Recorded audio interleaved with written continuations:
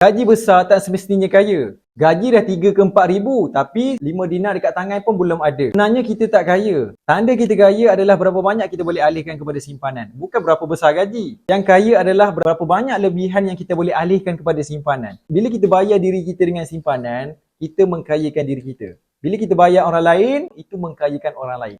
Sebelum kita nak mengkayakan orang lain, pesan guru saya, kayakan dulu diri kita. Kita yang penat-penat bekerja, kita yang keluar pagi balik petang, tapi akhir sekali kita bayar orang lain dulu.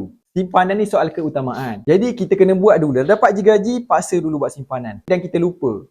Tak berjaya dalam bentuk duit, tukar dalam bentuk emas macam ni. Ni 5 dinar dekat tangan saya ni, ini nilai dia dah hampir 11,000. Kalau gaji kita 3 ke 4 ribu, sepatutnya at least kita dah ada satu keping.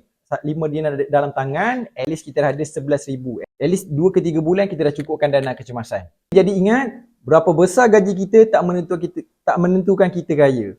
Yang menentukan kita kaya adalah berapa banyak tabungan kita, berapa banyak harta kita dan berapa sedikit hutang-hutang kita. Jadi mula belajar simpan emas supaya dapat elakkan kita daripada mudah sangat bocor dan cepat tambah simpanan. Jadi boleh mula dengan serendah 100, dekat pin video saya tu ada cara, boleh follow step by step ataupun dekat profile saya.